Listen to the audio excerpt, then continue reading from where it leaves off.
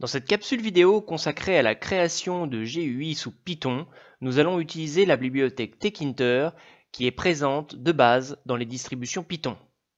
Nous allons profiter de ce cours pour utiliser nos précédentes réalisations sur les bases de données et sur l'utilisation de la bibliothèque Matplotlib pour créer des graphiques.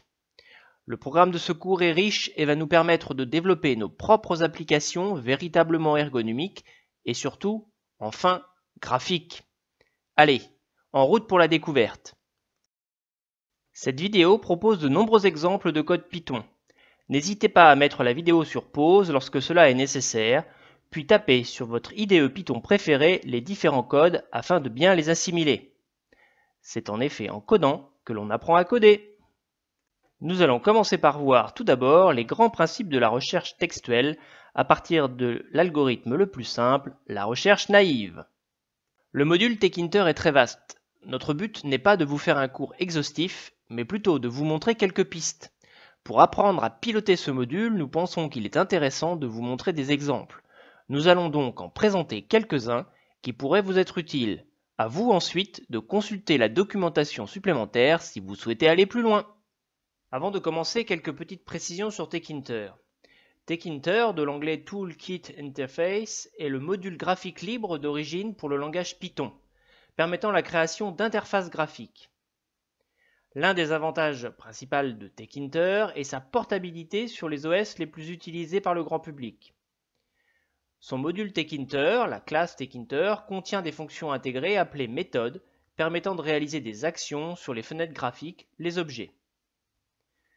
Développer une application graphique, c'est créer une Graphical User Interface ou GUI. Nous allons donc dans cette activité créer notre propre GUI. Premier élément d'une GUI, au-delà de l'aspect convivial pour l'utilisateur, vous pourrez construire des fenêtres illustrant des éléments que votre programme génère à la volée. Lorsque l'on développe une GUI, nous créons alors une fenêtre graphique contenant notre application, ainsi que des widgets inclus dans cette fenêtre. En Python, il existe de nombreuses bibliothèques pour construire des applications graphiques. Tkinter en est une parmi bien d'autres. Nous l'avons choisi pour sa simplicité d'utilisation et son ergonomie. L'objectif du projet d'aujourd'hui est de créer une GUI permettant d'afficher l'évolution du nombre d'occurrences d'un prénom donné. Nous allons donc utiliser une fenêtre principale dans laquelle nous allons positionner différents widgets. Tout d'abord des widgets labels pour y insérer du texte, pour les titres ou pour les intitulés. Des widgets entry pour saisir des données utilisateurs.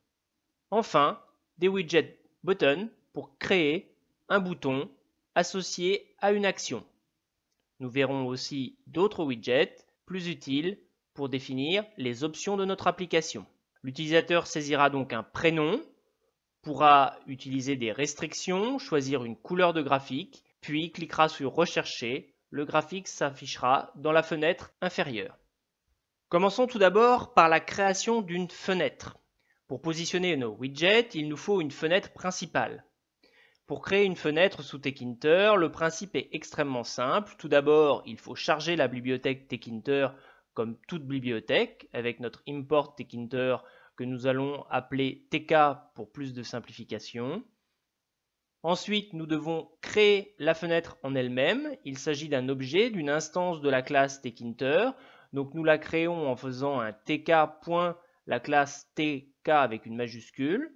Nous appelons en fait notre objet fun pour fenêtre. Ensuite, nous devons juste démarrer un gestionnaire d'événements qui attendra en fait les actions utilisateurs.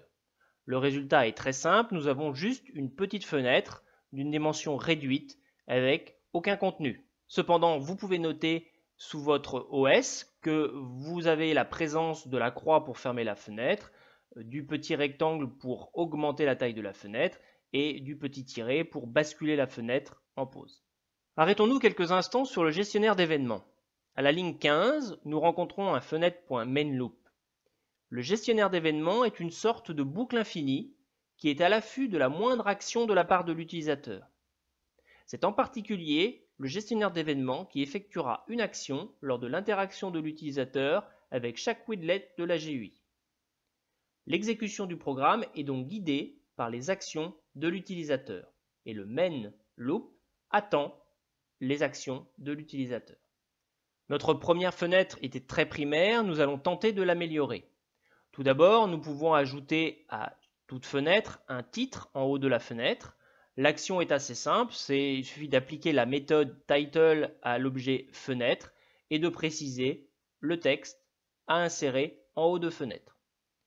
Deuxième point, la gestion de la taille de la fenêtre avec la méthode géométrie qui permet de définir en fait la largeur et la hauteur de notre fenêtre en pixels. Ce sera la fenêtre à l'ouverture de notre application. Ensuite, nous pouvons personnaliser notre fenêtre avec une icône en haut à gauche de notre fenêtre qui fait tout de suite beaucoup plus professionnel. Il suffit en fait d'ajouter une icône au format .ico en haut de fenêtre avec la méthode .iconBitmap et de préciser le chemin et le nom du fichier de notre icône. Pour créer des icônes, vous pouvez transformer toutes vos images, de préférence assez simples, en JPEG ou PNG, en .ico. Vous avez des logiciels en ligne en particulier qui vous permettent de le faire. Point d'esthétique, point numéro 4, la couleur du fond de la fenêtre. Vous pouvez avec fenêtre.config définir tout un tas d'options et en particulier la couleur de fond avec le mot-clé background et préciser, comme nous l'avons fait ici dans l'exemple, la couleur en code hexadécimal. Quelques noms de couleurs sont acceptés directement en anglais, le plus simple étant de prendre sa palette de couleurs comme nous l'avions fait en HTML et d'utiliser le code hexadécimal. Là encore, vous avez des sites en ligne vous permettant de définir le code hexadécimal de n'importe quelle couleur. Dernier point intéressant, rendre ou non redimensionnable votre fenêtre. Avec Resizable, vous pouvez préciser si la largeur ou la hauteur sont redimensionnables.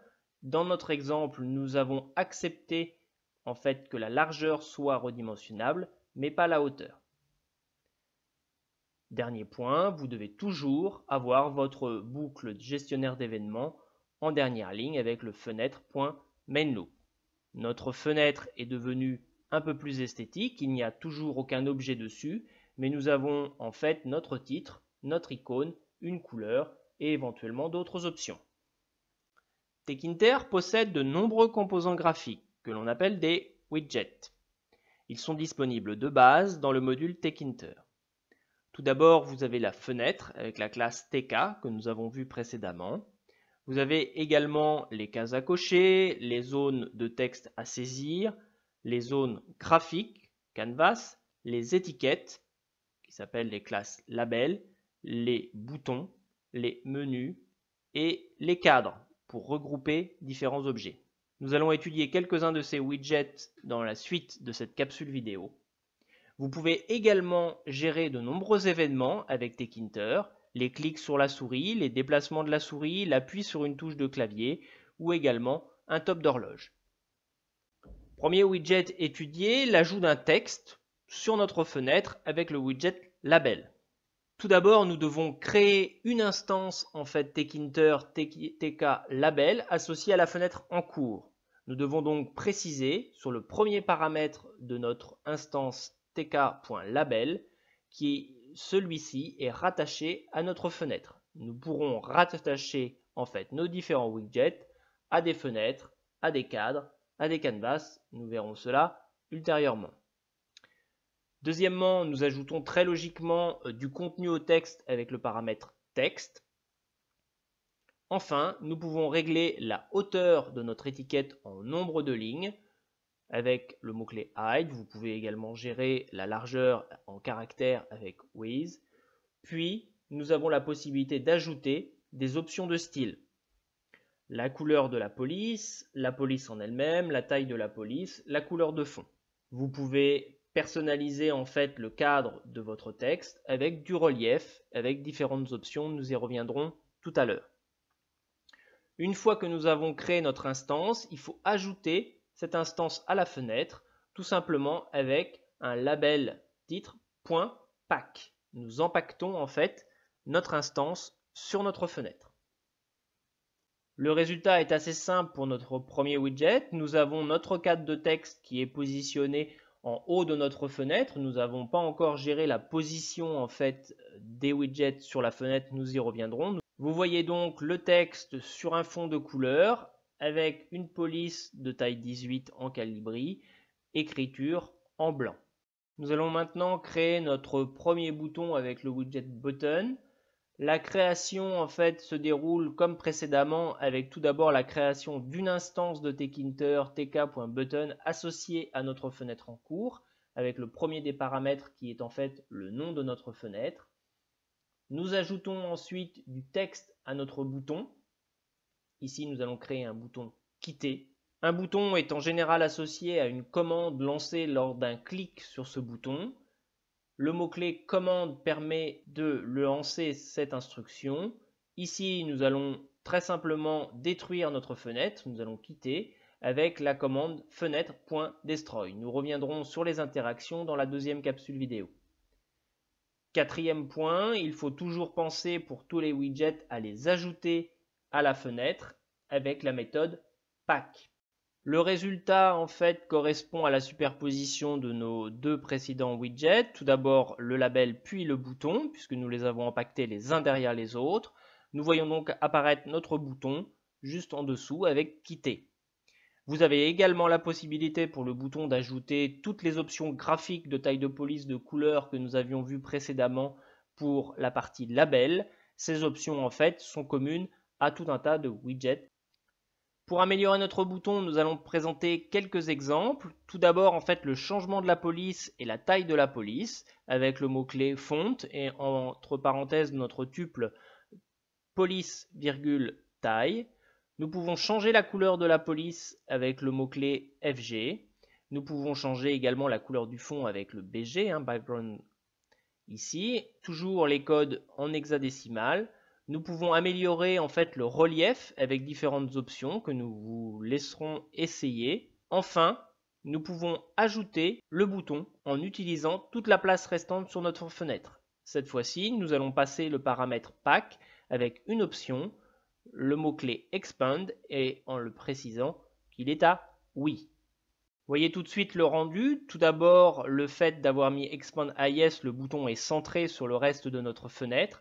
Vous voyez ensuite la couleur de fond du bouton est identique à la couleur de fond de notre fenêtre. Nous avons changé la couleur de la police en bleu, la taille étant 12 et bien sûr le relief permet d'avoir un tour légèrement rentré avec le mot-clé groove. Continuons notre exploration de widget avec l'ajout d'une image, cette fois-ci sur notre fenêtre. L'ajout d'une image se fait dans un cadre qu'il s'appelle un canvas ou canvas, qui en fait permet d'ajouter tout un tas de composants graphiques. Nous verrons ultérieurement que nous pouvons nous-mêmes créer nos graphiques en ajoutant des formes géométriques, mais nous pouvons également ajouter une image. Pour cela, il suffit de créer une instance en fait de tkinter qui s'appelle Canvas, qui est associée à la fenêtre en cours comme nous avions fait précédemment.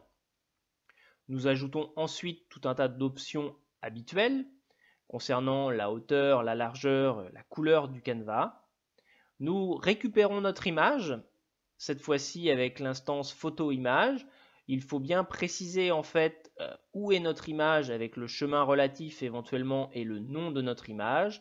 Nous pouvons en option zoomer ou non notre image. Ici nous avons mis un zoom de 1 pour ne pas zoomer l'image et la garder en vraie grandeur.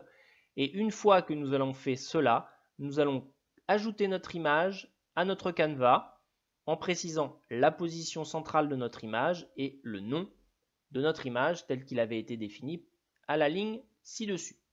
Voici le résultat obtenu. Notre canevas était de fond blanc, donc nous avons notre image sur fond blanc. Il faut faire très attention à la position de notre image sur ce canevas. Le repère utilisé en fait correspond à un début de repère en haut à gauche. Attention, notre axe des ordonnées Y va donc vers le bas en comptant positivement. Nous avons un canevas de 300 suivant X à 200 pixels suivant Y. Et la position de notre image a été forcée au centre du canevas. Il s'agit donc du centre de l'image qui est au centre du canevas. Nous avons divisé la taille de notre canevas, la hauteur et la largeur par 2 pour positionner l'image au centre, à l'abscisse 150 pixels et leur donner 100 pixels. Nous pouvons donc ajouter sur notre fenêtre les éléments en utilisant différentes méthodes. Pour placer en fait les widgets, il existe 3 méthodes différentes avec Tkinter. La première que nous avons utilisée qui est Pack, la seconde, Grid, et la dernière, Place. Chacune de ces méthodes possède des avantages et des inconvénients. La méthode .grid nous semble être le meilleur des compromis, nous l'étudierons donc en dernier. La méthode .pack est la plus simple d'utilisation, mais ne permet pas tous les positionnements. Son avantage, elle permet de positionner automatiquement les widgets sur la fenêtre. Son inconvénient, elle manque de souplesse pour faire du sur-mesure. En outre, elle est peu pratique lorsqu'il y a beaucoup de widgets à positionner. Nous pouvons lui adjoindre une option Side et des variables Bottom, Left, Top et Right, permettant de placer facilement ces widgets les uns par rapport aux autres. Voyons concrètement une utilisation de la méthode .pack. Nous allons créer un canevas et 2 boutons. Le canevas va être positionné en haut et les 2 boutons en dessous, à gauche et à droite. Nous allons donc créer une instance tk.canvas avec comme précision d'empaquetage pack side est égal à top. Nous allons donc positionner notre canevas en haut de la fenêtre. Ensuite, nous allons positionner notre bouton quitter avec pipe en side égale right. Donc nous allons aligner notre bouton à droite. Puis positionner notre bouton recherché avec la méthode pack en précisant comme option side égale left. Nous allons donc aligner notre bouton à gauche. Voici le résultat obtenu avec notre canevas en blanc en haut, notre bouton quitter à gauche et notre bouton recherché aligné à droite. Seconde méthode de positionnement des widgets, la méthode place est la plus précise car chaque élément est positionné par coordonnées sur le repère de la fenêtre. Son avantage, elle permet de faire du sur-mesure, mais son inconvénient est qu'elle est relativement lourde à maintenir en cas de nouveaux widgets sur la fenêtre. D'autre part, les widgets resteront fixes après redimensionnement de la fenêtre. Comme précédemment, le repère orthonormé a pour origine le haut gauche de notre fenêtre. Donc si vous voulez positionner votre bouton à x égale 50 et y égale 20, vous devez préciser le bouton .place x égale 50, y égale 20. Vous aurez le rendu comme sur la fenêtre présentée. Dernière méthode, la méthode .grid est sans doute le meilleur compromis des 3 méthodes existantes. On crée en réalité des lignes et des colonnes. La taille des cellules n'est pas uniforme, elles sont fixées en fonction de la place disponible et des arguments transmis pour chacun des éléments positionnés sur la fenêtre. Petite précision habituelle en informatique, comme la plupart des cas, le premier élément n'est pas l'élément 0, mais l'élément numéro 1 pour la numérotation de nos colonnes et de nos lignes. Vous avez la possibilité, comme en HTML si vous vous souvenez bien, de fusionner des colonnes avec column span ou les lignes avec row span, permettant ainsi d'adapter vos tableaux à votre développement. La méthode grid possède aussi quelques options intéressantes, et en particulier l'option sticky. Cette option détermine la façon de distribuer l'espace inoccupé par un widget à l'intérieur d'une cellule. Si vous ne donnez aucune valeur à l'attribut sticky, le comportement par défaut est de centrer en réalité le widget dans sa cellule. Vous pouvez positionner celui-ci dans l'un des coins de la cellule en indiquant les points cardinaux. Avec sticky n plus e, vous aurez le nord-est en haut à droite. Avec sticky s plus e, vous aurez en fait le sud-est en bas à droite, etc., etc. Ce paramètre sticky utilise en réalité les 4 points cardinaux en anglais. W pour l'ouest, E pour l'est, N pour le nord et S pour le sud.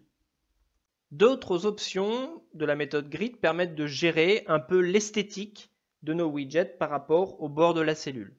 Vous avez la possibilité de gérer les marges. Tout d'abord, les marges internes, horizontales. La dimension est ajoutée à l'intérieur en fait du widget sur ses côtés gauche et droit avec l'option iPad X. Même chose cette fois-ci pour la marge interne verticale avec iPad Y. Cette dimension est ajoutée à l'intérieur du widget sur les côtés haut et bas. Enfin, vous avez la possibilité d'ajouter des marges extérieures au widget, soit horizontales avec pad X, soit verticales avec pad Y. Voici un exemple pour résumer l'ensemble des positionnements du widget avec la méthode grid et ses options. Tout d'abord, nous avons positionné en réalité en haut de notre fenêtre une ligne row égale 0 permettant de positionner un label. Nous avons ensuite un canevas, 5 boutons positionnés en fait dans un petit tableau. Premier élément avec grid row égale 0, nous avons fusionné en fait les deux colonnes puisque nos boutons en partie inférieure en fait sont alignés à gauche et à droite et donc nous avons donc deux colonnes à cet endroit-là. Nous avons ajouté des options permettant de gérer les marges, pad X et pad Y, afin que notre label ne soit pas collé en haut de la fenêtre ou au bord de celle-ci. Le canevas est lui centré sur la fenêtre avec sa ligne row égale 1 et colonne span égale 2 pour fusionner les deux colonnes. Les deux colonnes apparaissent en dessous pour le bouton quitter et le bouton aide. Nous avons géré en réalité les marges différemment avec ipad X, ipad Y pour le bouton d'aide. Vous voyez que le bouton est plus gros. Pour le bouton quitter, nous avons juste ajouté un pad Y. Enfin, le dernier bouton sur effectuer la recherche est fusionné sur les deux colonnes. Nous avons ajouté des marges en pad X et en pad Y de 20 points permettant d'aérer notre présentation. Attention, il est en général conseillé de se faire un petit tableau global au brouillon papier, avant de lancer dans l'écriture du code Python correspondant. Nous allons donc voir maintenant un élément intéressant concernant la mémorisation des contenus de nos widgets que l'on appelle sous Tkinter les variables de contrôle. Une variable de contrôle de Tkinter est un objet spécial qui se comporte comme une variable ordinaire sous Python. C'est en réalité un conteneur pour une valeur comme un nombre ou une chaîne de caractères.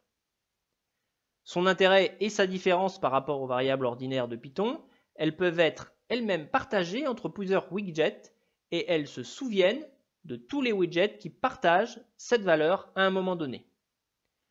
On pourra accéder au contenu de la variable en utilisant la méthode .get et on pourra affecter une valeur à cette variable en utilisant la méthode .set. Voyons maintenant la syntaxe de création des variables de contrôle.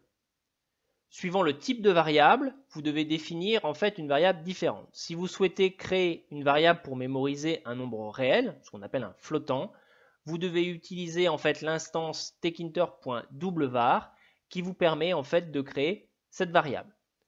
Par défaut, si vous n'initialisez pas la valeur de cette variable, elle contiendra 0.0. Deuxième possibilité, si vous souhaitez mémoriser un entier, l'instance utilisée sera en fait sous Tkinter tk.intvar. Elle permet de mémoriser cet entier et lui attribuera comme valeur par défaut très logiquement 0.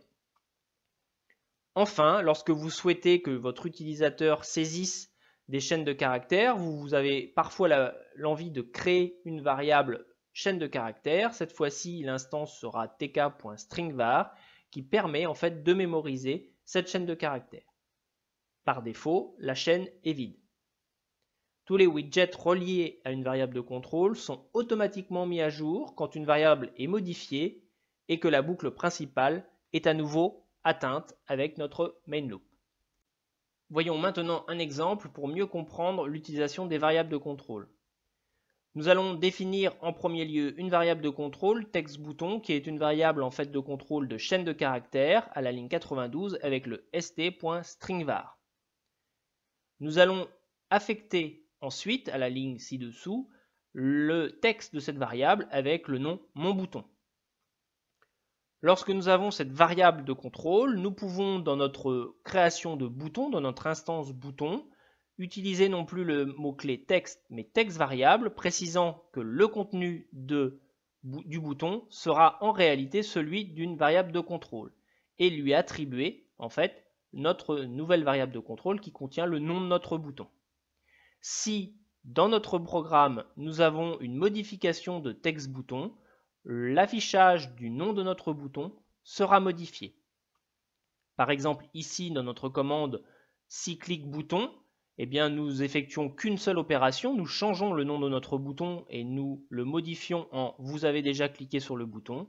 Lorsque nous cliquerons sur le bouton, son affichage sera donc modifié. Dernier point, nous positionnons notre bouton sur notre fenêtre. Le résultat est assez simple, c'est le suivant. Tout d'abord, lorsque nous ouvrons notre fenêtre, le bouton apparaît avec le texte « Mon bouton ». Nous opérons un clic de souris sur celui-ci. Nous avons donc lancé l'option « Commande ». La fonction cyclique bouton va donc modifier le texte du bouton et notre bouton va se retrouver avec « Vous avez déjà cliqué sur le bouton ». Maintenant que nous connaissons les variables de contrôle, nous allons pouvoir gérer en réalité les saisies d'utilisateurs. Une saisie libre d'utilisateur s'effectue avec le widget Entry. Pour créer un widget Entry, nous créons tout d'abord une variable de contrôle correspondant au texte que l'utilisateur va saisir et nous pouvons également initialiser son contenu. Deuxièmement, nous allons créer notre instance Tkinter Entry associée à notre fenêtre en cours comme nous avions fait précédemment pour les autres widgets. Nous précisions bien dans les paramètres que l'option texte variable correspond à notre variable de contrôle précédemment créée. Au démarrage, nous aurons donc le texte saisi. Si l'utilisateur modifie ce texte, eh bien notre variable de contrôle contiendra ce texte-là. Nous ajoutons nos options habituelles de gestion de couleurs, de police, etc. Puis, nous ajoutons avec la méthode grid directement notre zone de saisie à la fenêtre. Le résultat est le suivant. Nous avons notre zone de saisie sur fond noir en écriture bleue. Par défaut, le texte correspond à saisie libre du prénom. L'utilisateur peut modifier ce texte et la variable de contrôle choix prénom contiendra alors ce nouveau texte qui pourra être utilisé dans la partie interaction que nous verrons ultérieurement. Nous allons ajouter d'autres widgets qui permettent une interaction avec l'utilisateur et pour cela nous allons les positionner en fait dans des cadres, donc dans ce que l'on appelle des frames ou des labels frames, c'est-à-dire des cadres avec un petit label, une petite zone de texte en haut à gauche comme on le voit souvent dans les différents logiciels pour permettre de gérer les options. Pour ajouter ce cadre, nous allons tout d'abord créer une instance Tkinter Label Frame associée à la fenêtre en cours. Notre option texte permet d'ajouter le texte en en-tête de notre cadre. Puis nous ajoutons nos options habituelles concernant la couleur et les caractères. Et enfin, comme précédemment, nous ajoutons notre cadre à la fenêtre principale avec son positionnement .grid. Notre résultat est assez simple, nous avons juste créé un cadre, il n'y a rien à l'intérieur, un cadre avec un label, donc nous avons le texte de notre label couleur qui est en haut de notre cadre et nous voyons en réalité le petit tour de notre cadre. Nous allons maintenant ajouter des objets à l'intérieur de notre cadre. Dans notre label frame, nous allons ajouter des boutons radio comme nous les avions en HTML. Un bouton radio en fait correspond à une liste de choix possibles dans lesquels nous pouvons ne choisir qu'une unité. Le widget s'appelle Radio Button. Avant de créer ce widget, il faut d'abord initialiser les valeurs et les étiquettes de nos boutons radio. Nous allons donc créer deux listes. La valeur correspond en fait à la variable qui sera mémorisée lorsque l'utilisateur cliquera sur un bouton radio et l'étiquette correspond à l'affichage de chacun de ces choix. Nous créons ensuite en fait une variable de contrôle en caractère qui sera une string var. Nous mémorisons cette valeur qui correspondra aux couleurs que choisira l'utilisateur. Nous allons en troisième position créer en fait une instance radio bouton associée à chaque couleur. Donc nous avons ici trois couleurs, nous allons effectuer une boucle for sur chacune de nos couleurs et ajouter en fait à chaque fois un bouton radio.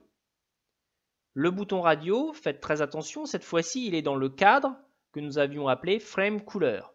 Il n'est plus positionné dans la fenêtre. Le cadre frame couleur est lui dans la fenêtre. Cette fois-ci, nous positionnons le bouton radio à l'intérieur du cadre. Notre variable correspond en fait à la mémorisation du choix de l'utilisateur. Le texte correspond à l'étiquette, numéro I, de la couleur. Et la valeur, le paramètre qui sera passé dans le mot-clé variable, correspond en fait aux couleurs en anglais. Nous mémorisons les couleurs en anglais puisque nous les réutiliserons ensuite avec le module Matplotlib. Enfin, vous avez la possibilité pour vos boutons radio d'utiliser les options habituelles. Ici, nous conservons juste la couleur de fond en gris. Une fois que notre bouton radio et notre instance est créé, nous devons l'ajouter, cette fois-ci à notre frame couleur, avec la méthode pack et nous les alignons à gauche les uns derrière les autres. Donc nous utilisons l'option side égale left et nous utilisons toute la place à disposition avec expand égale 1, où on aurait pu mettre expand égale tk.yes. Voici le résultat obtenu sur notre fenêtre. À l'intérieur de notre cadre, en fait, frame couleur, qui était un label frame, nous avons ajouté nos 3 couleurs en puce, le rouge, le vert et le bleu. Notez bien que la valeur par défaut sélectionnée est le vert, puisque à la ligne 87, nous avons attribué à notre variable de contrôle, var couleur, le premier élément qui était en fait val 1. L'élément 1, donc la position numéro 2, comme précédemment, puisque nous avons des listes Python habituelles, le premier élément est 0. Notre variable de contrôle permet de mémoriser le choix de l'utilisateur. Si l'utilisateur clique sur rouge, le contenu de var couleur va passer en fait de green à red. Vous avez bien compris comment fonctionnait la création d'un widget, son positionnement, la récupération des actions effectuées sur celui-ci? Eh bien, c'est à vous. Maintenant que nous connaissons les éléments essentiels à la création d'une GUI, nous allons pouvoir passer à la pratique et à la mise en œuvre de nos connaissances dans les activités qui vont suivre, avec l'écriture en Python de notre première fenêtre de notre future GUI. Pour cela, je vous demande de réaliser avec Tkinter la fenêtre suivante. Elle contiendra tout un tas de widgets correspondant au titre, aux images, etc. et tout un tas d'options possibles pour l'utilisateur. Des zones de saisie, des cases à cocher, des boutons radio, des listes déroulantes. Nous aurons ensuite un canevas graphique en partie inférieure. Mon conseil, c'est tout d'abord de passer au brouillon et de créer en fait sous forme de tableau tous les éléments avec leurs noms qui seront à ajouter sur votre fenêtre. Je vous conseille d'utiliser la méthode grid qui permet de gérer sous forme de tableau le positionnement de vos différents objets. Je vous invite pour aller plus loin à reprendre quelques ressources Python et tout particulièrement la documentation officielle de Tkinter présentant de manière exhaustive tous les widgets et toutes les options associées. Nous poursuivrons dans la seconde capsule vidéo sur l'interaction entre les différents objets et également l'utilisation de la programmation orientée objet pour fabriquer une GUI. Bon courage!